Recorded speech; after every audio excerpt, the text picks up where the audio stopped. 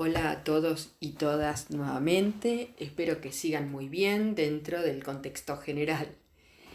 En esta oportunidad pasaremos de hablar del síntoma, que es un padecimiento, una molestia o un impedimento que se aloja en alguna parte del cuerpo, en el caso del síntoma histérico, como seguramente están viendo en los diversos espacios de la cursada, ya que están trabajando como Freud investiga las causas del síntoma en distintos momentos, cambios que va a ir produciendo año a año, pasaremos, les decía, a conversar sobre una manifestación psíquica que es común y cotidiana para todos los seres hablantes. Se trata del recuerdo. Hemos hablado la clase pasada, en la etiología de la histeria, la importancia que tenía el recuerdo, ya que es justamente el recuerdo, en tanto reprimido, desalojado de la conciencia por la represión, el que tenía eficacia en la formación de síntomas. Hemos puesto el acento en ese descubrimiento freudiano. El recuerdo, aún no estando en la conciencia o justamente a causa de su condición de inconsciente, poseía una fuerza y una idoneidad que lo hacía capaz de producir síntomas. En esta ocasión nos basaremos en el texto Recuerdos de infancia y recuerdos encubridores, que se encuentra en el tomo 4 y forma parte de un libro que aporta una novedad respecto de las diferencias entre lo que se considera salud y enfermedad. Este libro se llama Psicopatología de la vida cotidiana. Ya solo con el título pueden percatarse de que Freud no alude a los síntomas, a lo que produce un padecimiento, sino a la vida cotidiana para todos los hablantes. ¿Por qué pasamos del síntoma, que es una dificultad para algunas personas, a una situación cotidiana para todos, como puede ser el recordar? Aunque les sorprenda, Freud encuentra mecanismos psíquicos comunes a ambos. Lo primero que Freud nos va a indicar es que pudo demostrar la naturaleza tendenciosa de nuestro recordar, que donde lo esperable es que los recuerdos se desgasten por el paso del tiempo y sucumban al olvido, lo que Freud nos señala es que la memoria practica una selección entre los recuerdos y que dicha selección no es sin razones, que los recuerdos pueden no ser accesibles, pero no por eso están despotenciados. Desarrollaremos luego ese aspecto, nuevamente como lo hicimos en Etiología de la Histeria. Otro punto fundamental es que Freud va a adjudicar el mismo mecanismo a dos manifestaciones psíquicas que parecen oponerse: el recuerdo y el olvido. A primera vista resultan opuestos, antagónicos. Sin embargo, Freud va a demostrar que comparten un mecanismo común. Entonces, fíjense, dije que el síntoma, el recuerdo y el olvido comparten el mismo mecanismo psíquico. Otra vez, no orgánico, no fisiológico, no neurológico, no mecánico, sino psíquico y hecho de palabras, de pensamientos, lo cual da cuenta del efecto del lenguaje que nos constituye como seres parlantes. Lo que le llama la atención a Freud es que entre los recuerdos más tempranos de la infancia, conservemos muchos que son indiferentes y accesorios, y que sin embargo en la memoria del adulto no se encuentre huella alguna de impresiones importantes, intensas o plenas de afecto. Cada uno puede recurrir a sus propios archivos de la memoria y percatarse que quizá recuerda algo menor y muchas veces intrascendente, y sin embargo le sorprende no recordar alguna situación que uno sabe que existió, pero del cual no puede recuperar algún recuerdo vívido. va a plantear entonces que existe una naturaleza tendenciosa de nuestro recordar. La memoria practica una selección entre las impresiones que se le ofrecen. Tampoco podemos decir que la falta de recuerdo consciente se deba a que ocurrieron en una época temprana de la vida y el paso del tiempo los ha desgastado, o que siendo muy pequeños esas huellas no ocasionaron ninguna impresión, puesto que en la infancia muchas funciones cognitivas ya son complejas, como pueden serlo las abstracciones numéricas. De modo que no se trata de un déficit de las funciones cognitivas o del conocimiento. Nos va a afirmar Freud nuevamente una tesis válida sin excepción. Los recuerdos indiferentes de la infancia deben su existencia a un proceso de desplazamiento, descentramiento.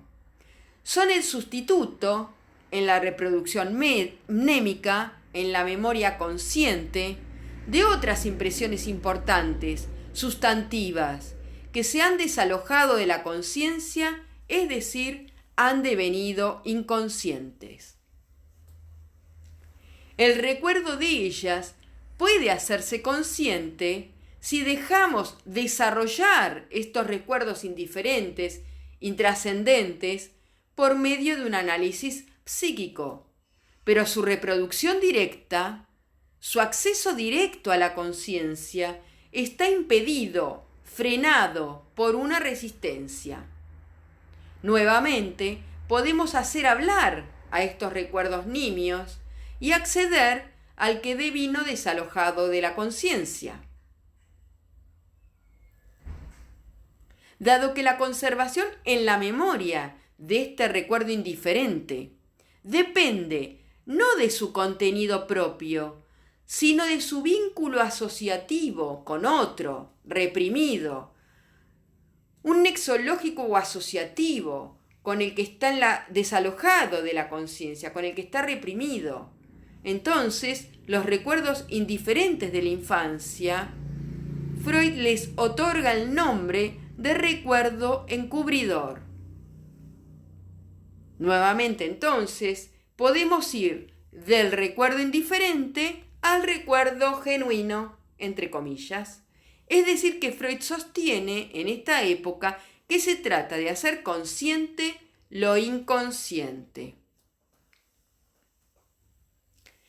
Generalmente existe una relación temporal entre el recuerdo encubridor y el encubierto. Puede ser que el recuerdo encubridor sea anterior y entonces lo llama atrasador o retrocedente, o puede ser posterior, lo llama adelantador o avanzado, o que se enlacen solamente por su contigüidad o por su simultaneidad en el tiempo. Lo que importa es que siempre hay una relación entre al menos dos recuerdos. Siempre está en juego una relación temporal. O es anterior uno de otro, o es posterior, o es simultáneo, o es contiguo. Pero lo que importa es que se trata de dos recuerdos y que entre ellos media un tiempo. La importancia entonces del recuerdo indiferente está dado no por su contenido propio, sino por su relación con otro que ha sido reprimido, desalojado de la conciencia. Entonces debe su privilegio de ser consciente a su enlace con una vivencia anterior en calidad de recuerdo inconsciente, cuya reproducción directa es estorbada por unas resistencias. Fíjense que prácticamente es el mismo enunciado que cuando hablábamos del síntoma.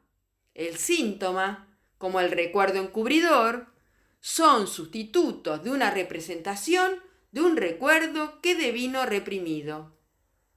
La representación, el recuerdo, ha sido desalojado por la defensa, por la represión.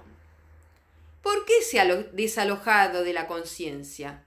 porque es perturbador de la homeostasis de las funciones psíquicas, porque produce un displacer para el yo, porque es inconciliable para el yo.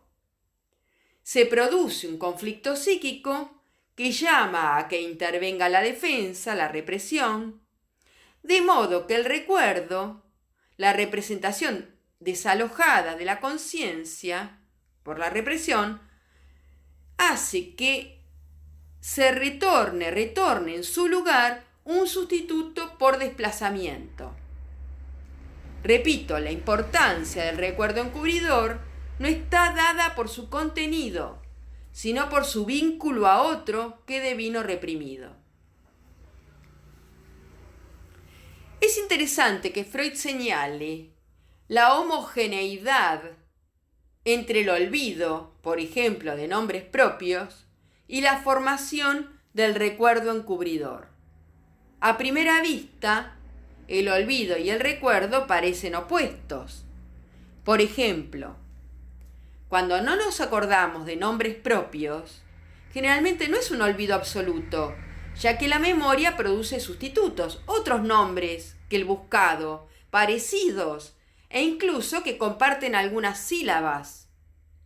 Nos damos cuenta que no son el nombre que buscamos. Sabemos que esos nombres son falsos, los sustitutos. Freud dice que son olvidos con recordar fallido. Es un fracaso de la función mnémica. Y nos percatamos de que se entrometió una perturbación momentánea en nuestras funciones psíquicas, porque no nos acordamos en este momento del nombre propio, pero quizás dentro de un rato ese nombre propio advenga a nuestra memoria. La perturbación es momentánea. Respecto del recuerdo, cuando tenemos un recuerdo de infancia, nimio e indiferente, nos sorprende que hayamos podido retener ese detalle. Parece un logro de la memoria y no una falla. Pero en ambos casos hay un desacierto del recordar.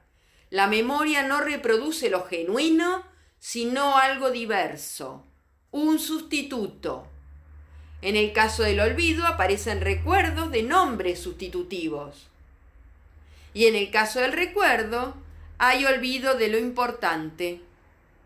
Tanto en el olvido como en el recuerdo, lo que adviene a la conciencia es un sustituto y adviene por sus vínculos con aquello que quedó desalojado de la conciencia.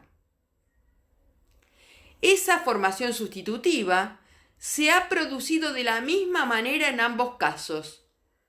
Un sustituto por desplazamiento a lo largo de una asociación superficial. Esos vínculos entre el sustituto y el que quedó desalojado, esos vínculos entonces pueden estar dados por lo que Freud llama una asociación extrínseca, es decir, por fuera del sentido, un vínculo que no es de contenido, sino incluso superficial y generalmente hecho de palabras o fragmentos de palabras que establecen puentes entre lo olvidado y lo recordado. Muchas veces, cuando olvidamos un nombre propio, los que advienen como sustitutos tienen fragmentos de sílabas comunes con aquel que quedó segregado. ¿Qué se desplaza? Freud propone la hipótesis de dos fuerzas psíquicas, las que provienen de los recuerdos inconscientes que pugnan por ingresar a la conciencia y las fuerzas de la defensa de la represión que lo impiden. Estas fuerzas no se anulan una a la otra, sino que realizan una transacción, un compromiso. Se produce un corrimiento del acento psíquico de lo importante a lo inimportante. Un desplazamiento asociativo en el cual el contenido rechazado, reprimido, queda asociado al contenido recordado, conscientemente, aparentemente irrelevante. Cuando digo contenido, me refiero también y sobre todo a esos nexos lógicos o asociativos que pueden bien estar fuera del sentido, sino simplemente obedecer a juegos de palabras, a fragmentos de palabras que retornan alterados en el sustituto. Freud nos comenta que se hicieron varios estudios acerca de los recuerdos, del recordar, de cuán atrás en el tiempo una persona puede recordar. Pero lo que a Freud le interesa, y es una posición que va a mantener en todos los casos, que para saber algo de los recuerdos reprimidos, es preciso que participe la persona encuestada. Lo mismo para los síntomas, lo mismo para el olvido, y verán que aplicará la misma lógica para los sueños. Es necesario hacer hablar a la persona en cuestión. No hay un sentido previo, sino que para producir algún saber debe dejarse hablar a la persona que padece el síntoma, que tiene el recuerdo, que tiene el olvido o que tuvo un sueño. Retomando entonces, Freud encuentra que, así como para la causa de los síntomas histéricos hay amnesia, también existe una amnesia infantil, una falta de recuerdo sobre los primeros años de nuestra vida. Y es un error no considerarlo un raro enigma. No tenemos en cuenta lo elevadas que pueden ser las operaciones intelectuales y cuán complejos los sentimientos de que es capaz un niño a los 4 años, por ejemplo. Sobre todo porque muchas situaciones olvidadas de la infancia no han pasado por el desarrollo de la persona sin dejar huellas. Quizá más bien tuvieron una gran influencia en los periodos posteriores y sin embargo fueron olvidadas. De manera que Freud va a indicar que es muy posible que el olvido de la infancia pueda darnos algunas claves para entender la amnesia que está en la base de la formación de todos los síntomas neuróticos. Es decir, que establece una relación, una simetría entre la amnesia infantil y la amnesia de los síntomas en la histeria. Ahora bien, es fácil comprobar con los recuerdos que no hay ninguna garantía de que sean correctos y fidedignos. Algunas de las imágenes mnémicas de los recuerdos con seguridad están falseadas, o sean incompletas, o fragmentarias, o fueron desplazadas en el tiempo y en el espacio. Dos personas que hayan participado de una vivencia común, seguramente sus recuerdos no sean idénticos. Sin embargo, la causa de estas transformaciones del recuerdo no pueden ser una simple infidelidad de la memoria. Freud sostiene que los recuerdos posteriores han modelado la capacidad de recordar las vivencias infantiles. Además, como se sabe, no es para todos los adultos idéntica la forma que adquiere el recordar. Algunos recuerdan en imágenes visuales, otros tienen recuerdos auditivos y otros incluso motores, olfativos. A diferencia del sueño, que todos soñamos prevalecientemente en imágenes visuales. Pero también los recuerdos de infancia involucionan, dice Freud, a aquel desarrollo. En general son de plasticidad visual aún en personas de cuyo recordar posterior ya está ausente el elemento visual. Así el recordar visual conserva el tipo del recordar infantil, muy comparable a las escenas que se representan en el teatro. Generalmente, uno en el recuerdo suele decir, me veo, ¿no? O estoy sentado ahí, o me veo con esa vestimenta. Tienen algunos detalles que son visuales.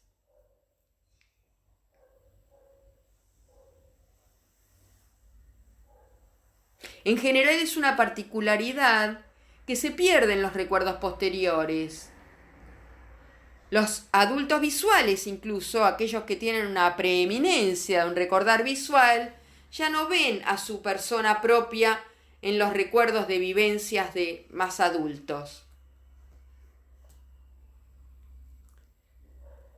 Freud nos afirmará, como podemos comprobar en todos nosotros, que esos recuerdos de infancia, de aquellos recuerdos más tempranos, no tenemos la huella amnémica real y efectiva, sino una elaboración posterior de ella, una elaboración que seguramente tuvo influjos de escenas posteriores, de manera tal que Freud nos va a decir que los recuerdos de infancia, en general, casi es una tesis universal, adquieren el significado de recuerdos encubridores.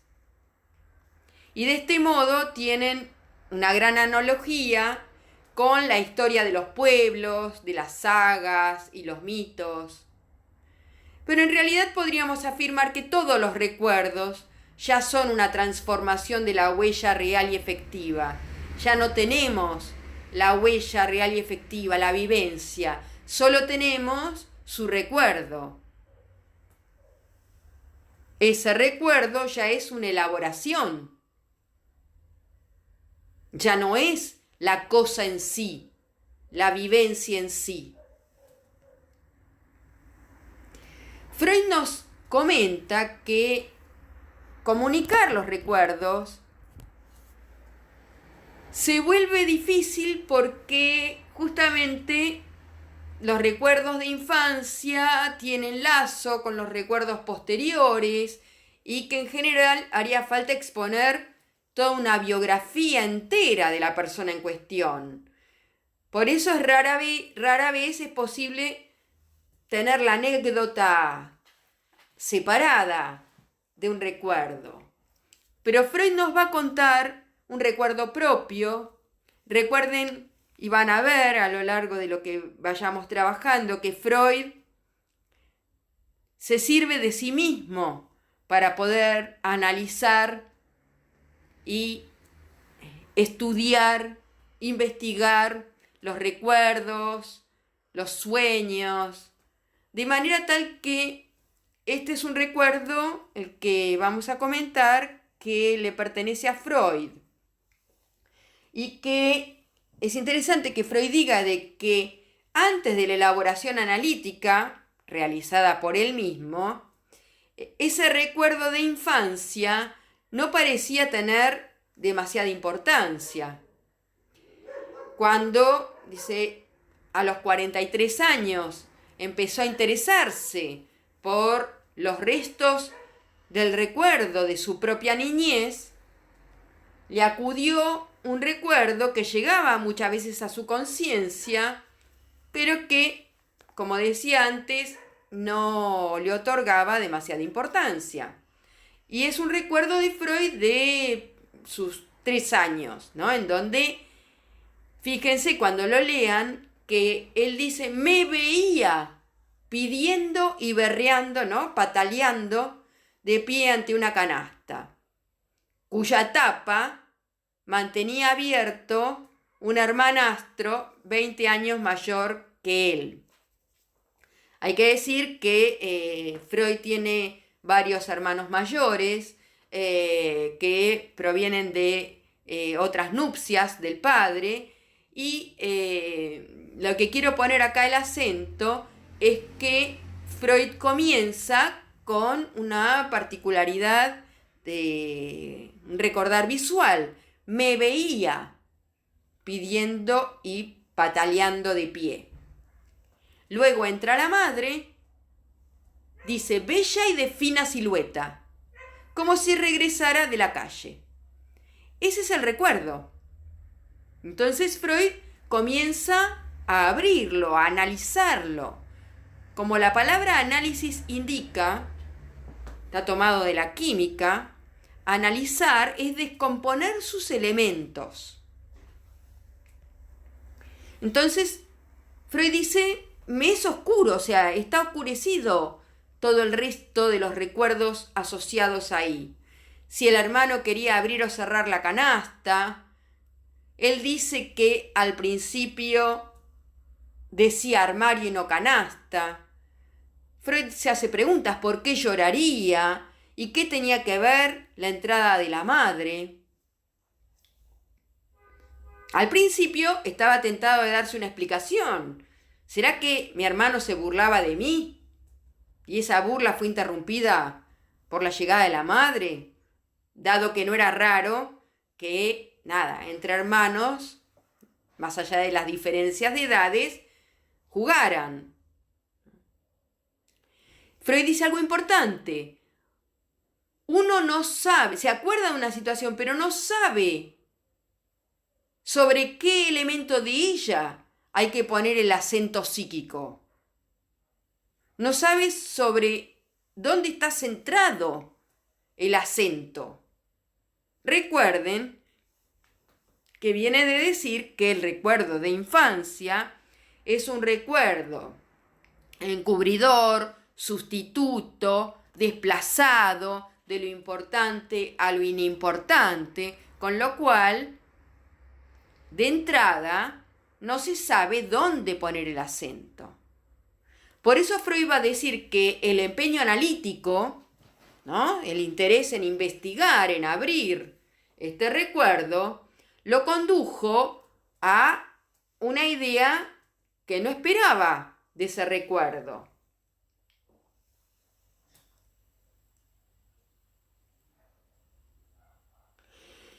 Y lo que asocia Freud, porque hay que decir que el método de hacer hablar lleva a que una representación se enlace con otra y se produzca este método que Freud inventa, que es la asociación libre.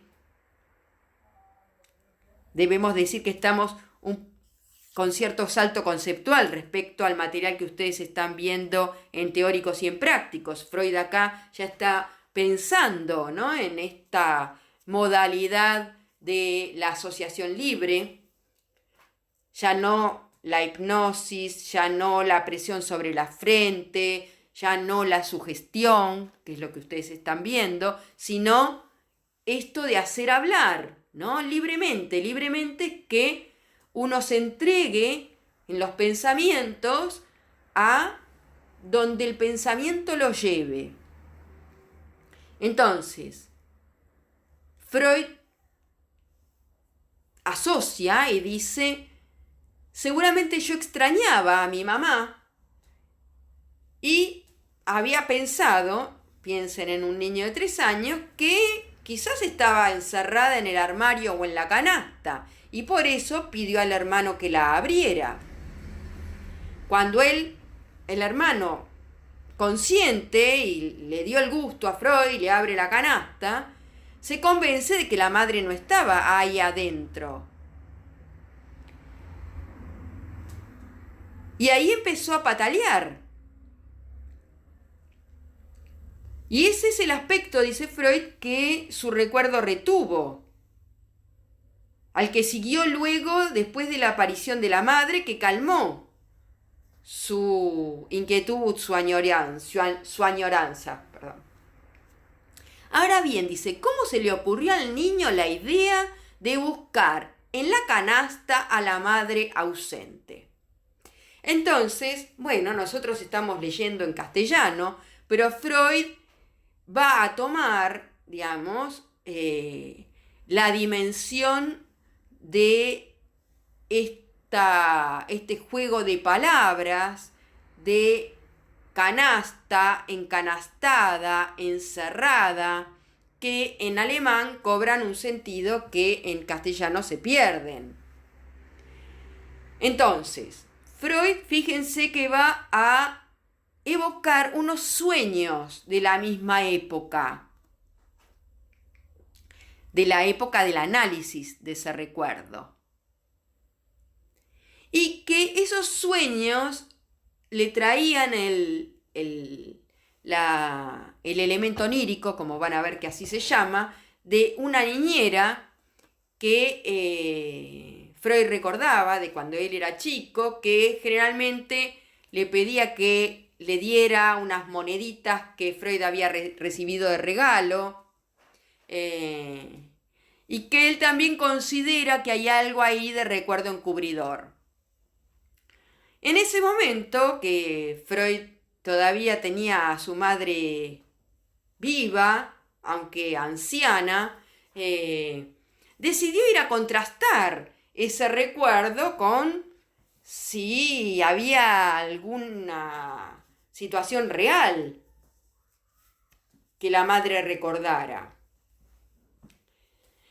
Entonces la madre le cuenta que en ese momento esa persona, esa niñera, era una persona en la que ella confiaba, que era una mujer muy, muy lista, pero que durante el puerperio, o sea, luego del embarazo, del parto de la madre, había tenido unas situaciones de hurtos en la casa y que a instancias del hermano mayor fue llevada ante el tribunal.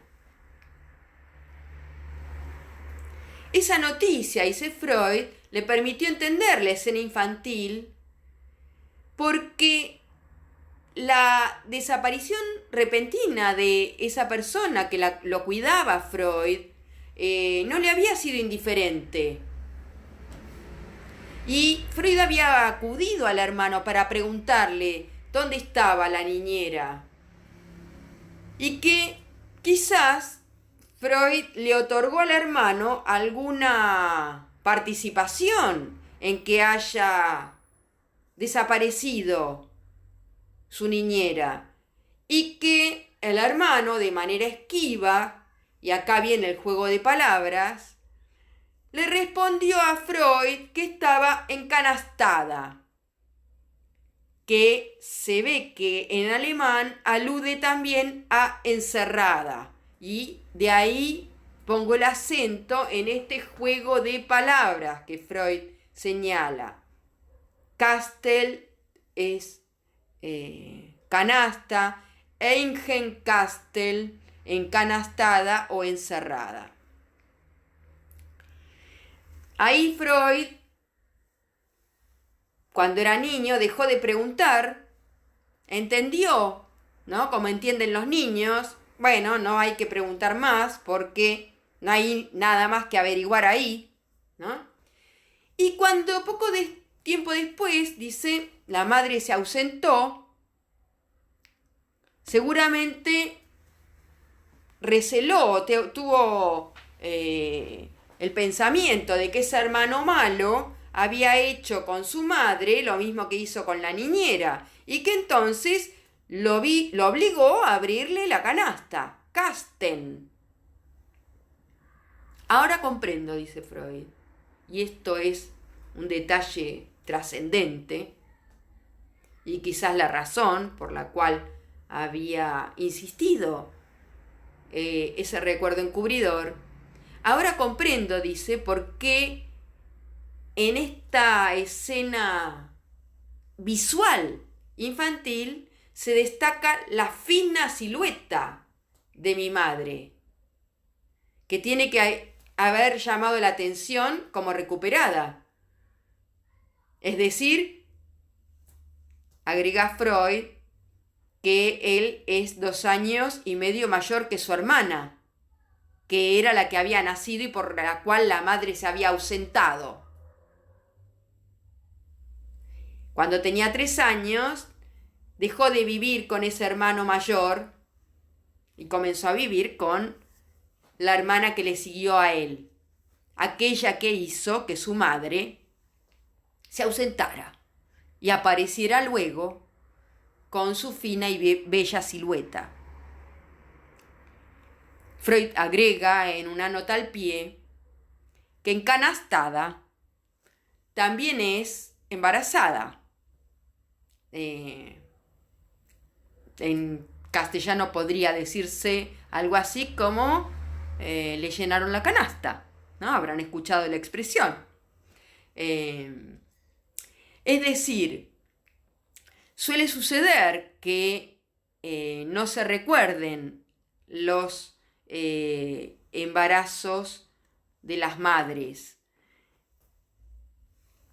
Para algunos sí, para algunos no. No podemos decir que todos los niños nacidos después de la persona en cuestión son embarazos no recordados.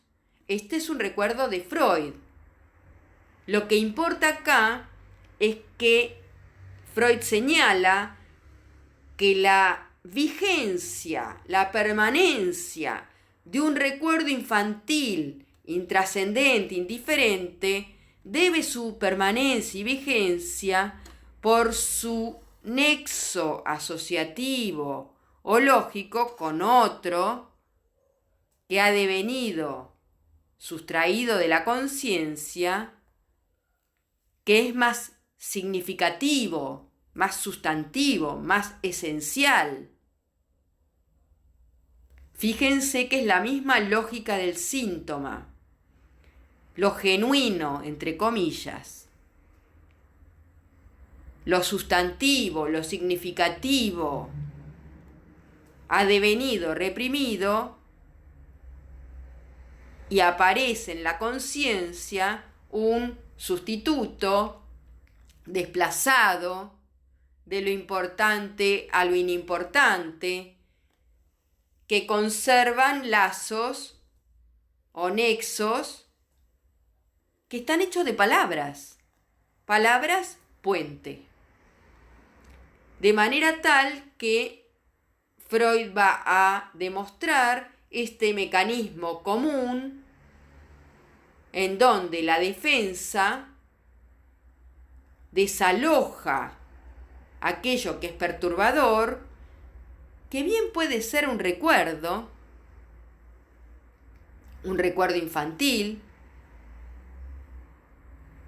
una vivencia sexual infantil en calidad de recuerdo, y que accede a la conciencia un sustituto desfigurado en tiempo, desfigurado en lugar, y que sin embargo tiene unos nexos lógicos o asociativos con aquello que devino reprimido.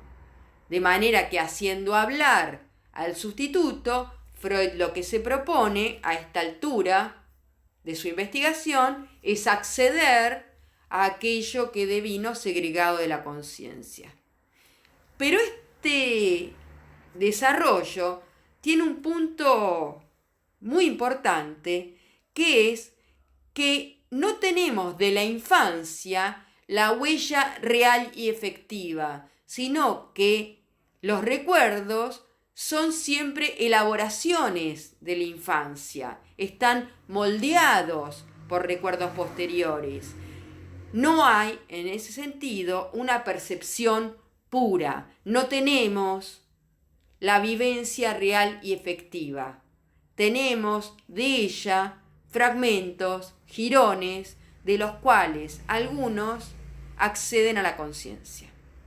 Bueno, espero que les haya servido esta charla, que puedan poner en relación, porque acá Freud habla de un mecanismo psíquico común, que es la defensa, y que lo lleva a fundar el aparato psíquico, así como habrán visto la escisión de conciencia producto de la defensa, a fundar ahora, digamos, lo que va a ser un aparato psíquico a partir de este mecanismo que es la defensa para los casos de neurosis. Después iremos aclarando cada vez más a qué se refiere con neurosis y seguramente la clase que viene, en donde trabajarán la angustia como un afecto particular que va a pasar de que no sea tratable por la terapéutica analítica a que después se considere en el centro mismo de los tratamientos terapéuticos. Bueno, seguramente nos encontramos en próximas clases, espero que sigan todos bien y bueno, hasta la próxima.